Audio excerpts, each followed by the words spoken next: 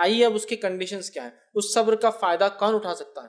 ورنہ پتا چلا صبر کی بات تو ہو رہی ہے لیکن کنڈیشنز نہیں پتا ہے، کب اس کا اجر ملتا ہے، کب وہ چیز ہم کو فائدہ مند ہوں گی، وہ جان لیجیے۔ آئیے، پہلی شرط یہ ہے کہ انسان صبر صرف اور صرف اللہ کے لیے کرے۔ انسان صبر صرف اور صرف اللہ کے لیے خالص، تبھی اس کا اجر ملے گا۔ یاد رکھیے، اس لیے صبر نہیں کہ بہت بڑا ہے میرے کو، اس کا وہ کریں گا تو خاموش بیٹھ جاؤ، اس لیے صبر نہیں کہ دنیا کیا بولیں گے اس لیے میں خاموش بیٹھ جاتا ہوں، اس لیے صبر نہیں کہ ہمارے خاندان نے فیشن ہے ایسے ہی کرتے ہم لوگ ریئیکٹ، تو اس لیے میرے کو کرنا، اللہ کے لیے نہیں۔ سمجھ رہے آپ؟ تو اس کا اجر انسان کو پھر نہیں ملتا۔ ٹھیک ہے، اس کے تعلق سے سورہ رات میں اگر دیکھیں تو اللہ سبحانہ تعالیٰ فرماتا ہے، اور جنہوں نے اپنے رب کی رضا کی طلب کرتے ہوئے صبر کیا اور نماز قائم کی، اور ہم نے انہیں جو کچھ دے رکھا ہے اس سے پوشیدہ اور کھلے طور پر وہ جو ہے خرچ کیا ہے، اور وہ برائی کا جواب بھلائی سے دیتے رہے ہیں۔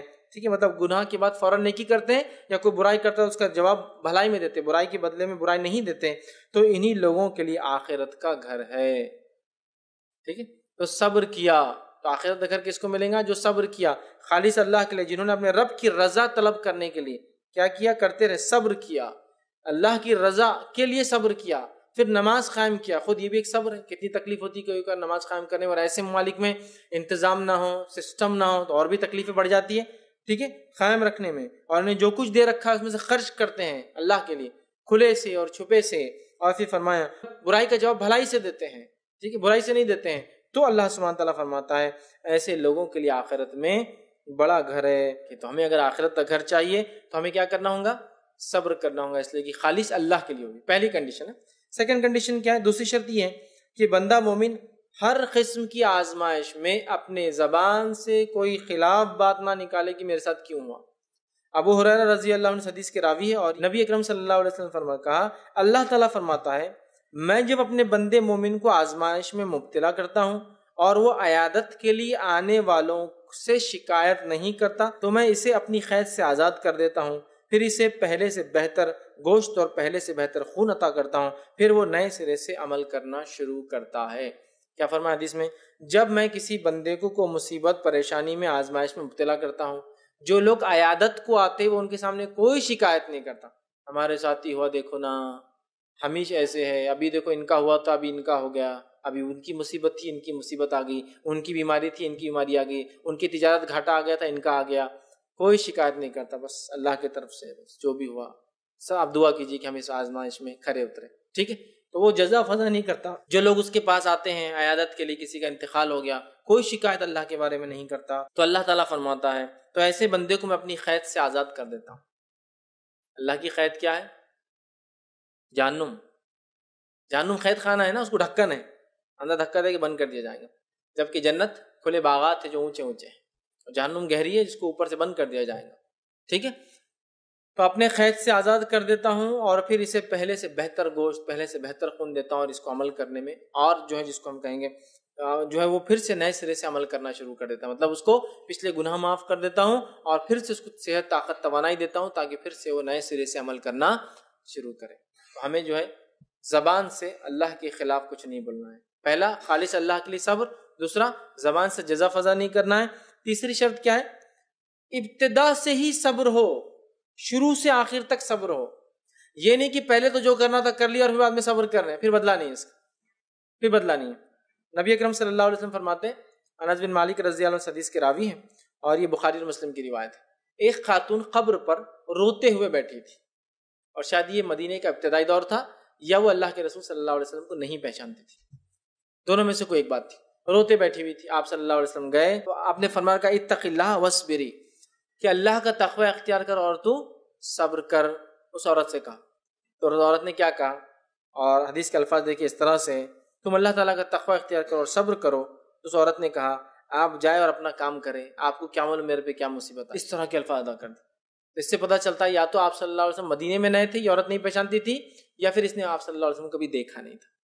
ٹھیک، آپ صلی اللہ علیہ وسلم خاموشی سے چلے گئے، یا آپ کا بھی صبر تھا، سمجھ رہے آپ، چلے گئے۔ اس کے بعد لوگ پیچھے سے اور کہا، بیوقوف، تم کو معلوم کس سے بات کر رہے تم؟ تو کہا، ایک آدمی آگے سمجھا رہا تھا، وہ اللہ کے رسول صلی اللہ علیہ وسلم تھے، کہا رہے بڑی غلطی ہوگی، فوراً بھاگی وہاں سے نکل کے، بھاگی اور گھر پہ آئی اللہ کے رسول صلی اللہ علیہ وسلم کے پاس، دستک دی اور سیدھا کر کے، اللہ کے رسول صلی اللہ علیہ وسلم میں معافی چاہتی ہوں آپ سے، میں نے آپ کو بالکل نہیں پہچانا، اس لیے میں نے ایسے الفاظ آپ سے کہہ دیے۔ مطلب جو الفاظ کہ آپ کو کیا پتا کیا مصیبت بڑا ہے بولنے کے لیے، سب چل جاؤ یہاں سے. تو اللہ کے رسول صلی اللہ علیہ وسلم میں نہیں پہچانتی تھی آپ کو، اس لیے وہاں جو ہے میں نے اس طرح سے بات آپ کے سامنے کر دی. تو آپ صلی اللہ علیہ وسلم نے اسے فرمایا اور کہا انما الصبر عند الصدمۃ الاولی، صبر تب ہوتا ہے جب صدمہ لگتا ہے. سمجھ رہے؟ کسی کا انتقال ہوا، آپ نے رویا دھویا، جزا فضا غیر شرعی چیزوں سے، جس کو ہم بولتے ہیں بیان کر کر کے رونا، چہرے پر مارنا، چیزوں کو توڑنا، کپڑوں کو پھاڑنا، بالوں کو نوچنا، چہروں کو نوچنا، ٹھیک ہے، خون کا نکالنا، جسموں کو کاٹنا، ایسا کرتے ہیں لوگ کسی کے انتقال، کسی کی شہادت پر، ٹھیک ہے، اس طرح سے لوگ کرتے ہیں. بہرحال تو تب اگر آپ نے صبر کر لیا یا تب صبر نہیں کیا اور بعد میں 1 2 3 مہینے ہو گئے تو بولتے امی کو بہت صبر آ گیا، تو یہ صبر نہیں. صبر تب ہوتا ہے جب صدمہ لگتا ہے. ٹھیک ہے، آپ کو کسی نے آ کے ٹکر مار دی اور خوب آپ نے اس کو مار دیا اور بعد میں بول رہا یار میں نے صبر کر لیا، تو یہ صبر نہیں تھا. جب لگا اور آپ نے صبر کر لیا کہ اللہ کے لیے تم کو معاف کرتا ہوں، آئندہ سے ایسی غلطی مت کرنا. سمجھ رہا؟ یا میں چاہوں تو ہاتھ اٹھا سکتا ہوں لیکن ہاتھ نہیں اٹھاؤں گا، جتنا نقصان ہو اتنا آپ دے دیجیے مجھے، کیونکہ نقصان تو ہوا میرا، آپ اتنا دے دیجیے، باقی آپ کو کچھ نہیں بولتا ہوں. وہ موقع ہے، صبر تب ہوتا ہے. ورنہ مہینے بھر بعد 2 مہینے بعد صبر آ جاتا ہے. لوگوں کچھ لوگ تو ایسے ہوتے سال بھر بعد بھی صبر نہیں آتا ہے، کسی کا انتقال تو 1 سال بعد تک روتے رہتے. 3 دن عام لوگوں کے لیے اور 4 مہینے 10 دن بیوی شوہر کے لیے، بس. جب شوہر کا انتقال ہو تو بیوی 4 مہینے 10 دن غم منائیں گی، اور عام لوگوں کے لیے کسی کے بھی انتقال پہ 3 دن ہے بس. ٹھیک، یہ بات سمجھنے کی یاد رکھی، جزا اور فضا نہیں کرنے کی. ہاں لیکن اگر آنسو چلے جائے تو اس میں کوئی مسئلہ نہیں، لیکن رو رہا نہیں، شکایتیں نہیں کر رہا آدمی، لیکن آنسو جا سکتے ہیں. نبی اکرم صلی اللہ علیہ وسلم کے نواسے کا انتقال ہوا، بلکہ حدیث میں ہے کہ نواسے کے انتقال کا وقت قریب تھا، آپ وہاں پہنچے. جب پہنچے تو آپ صلی اللہ علیہ وسلم کی آنکھوں سے آنسو جا رہے تھے. تو صحابہ نے کہا اللہ کے رسول آپ رو رہے ہیں؟ ان کو لگا یہ بھی خلاف ہے صبر کے. تو کہا یہ تو رحم ہے جو اللہ بندوں کے دل میں ڈالتا ہے، ٹھیک ہے، اور اللہ انہی لوگوں پر رحم کرتا ہے جو دوسروں پر رحم کرتے ہیں. تو آنسو جانا غلط نہیں ہے، لیکن رونا، ہمارا ہی گھر ملا تھا کیا، چیخنا، چلانا، گلے پڑنا، بالوں کو نوچنا، چیزوں کو، عورتیں ہوتی تو چوڑیاں توڑتی ہے، چیزوں کو خراب کرتی ہے، چہروں کو نوچتے ہیں، کچھ لوگ زخم لگاتے ہیں اپنے چہروں کے اوپر، خون نکالتے ہیں کسی کے انتقال پر، ٹھیک ہے، یہ سب غلط ہے. ان آنسو جا سکتے ہیں، یہ صبر کے خلاف نہیں، یاد رکھیے. صبر کرنا ہے ہم کو، یاد رکھیے یہ بڑی اہم چیز ہے. ٹھیک ہے، صبر کب ہوگا؟ جب وہ صدمہ لگے گا اول، تب سے صبر شروع ہوتا ہے تو آخر تک، تب اجر ملتا ہے. ایک روایت میں کہ صبر کا اجر سوا جنت کے اور کچھ نہیں، صبر کا اجر سوا جنت کے اور کچھ نہیں ہے. تو تب ملے گا جب شروع سے آپ صبر کریں. اب ایک سوال، کیا ہم پر کوئی مصیبت آئی تو کیا ہم دعا کر سکتے ہیں اس کو ہٹانے کے لیے؟ کیا یہ بھی صبر کے خلاف ہے؟ کوئی مصیبت آئی تو مصیبت تو ہمارے لیے آزمائش ہے، اور آزمائش ہمارے لیے گناہ کے معاف ہونے کا سبب ہے، وجہ ہے. تو کیا ہم دعا کریں اس کے خلاف کہ اللہ مصیبت کو ہٹا دے؟ تو ہاں، آزمائش اللہ دیتا ہے، لیکن ان آزمائشوں میں اللہ سے دعا کرنا کہ اللہ اس کو ہٹا دے، یہ عبادت ہے. یونس علیہ السلام مچھلی کے پیٹ میں ہے، اللہ سے دعا کرے مصیبت کو ہٹا دے، وہ ان کے صبر کا امتحان ہے، لیکن اس کو ہٹانے کی دعا کر رہے، عبادت ہے. نبی اکرم صلی اللہ علیہ وسلم کافر تکلیف دے رہے ہیں، آپ دعا کریں کو راستہ نکال، اللہ نے ہجرت کا راستہ نکالا. تو کسی صبر اور مصیبت کے وقت جب آپ صبر کرتے ہیں، اس مصیبت کو ہٹانے کے لیے آپ بالکل دعا کر سکتے ہیں اللہ سے. ایسا نہ ہو کہ آپ سمجھے نہیں دعا بھی نہیں کرنا اس لیے کہ صبر آزمائش ہے اور آزمائش سے گناہ معاف ہوتے ہیں، لہٰذا مصیبت تو کنٹینیو رہنے دو. نہیں، مصیبت جب آئے جس پر آپ صبر کرتے ہیں تو اس مصیبت کو ہٹانے کے لیے اللہ سے دعا کرنا یہ عین عبادت ہے. انبیاءوں کا طریقہ یہی رہا، مصیبتیں آئی، صبر کیا اور اس کو ہٹانے کے لیے دعائیں بھی کی. تو کوئی ایسا نہ ہو کہ جب مصیبت آئے تو بولے نہیں آنے دو، کنٹینیو چلنے دو اس لیے کہ اس سے ہم کو فائدہ ہوگا. نہیں، اس کو ہٹانے کے لیے دعا کرنا بھی عبادت ہے. تو لہٰذا کوئی مصیبت، کوئی پریشانی آپ پر آتی ہے، اس پہ آپ صبر کیجئے، اس کا آپ کو انشاءاللہ عزیز ہمیں بدلہ ملے گا. اور ساتھ میں اس صبر کے ساتھ ساتھ آپ دعا بالکل کیجئے کہ اللہ اس مصیبت کو ہم سے ہٹا دے.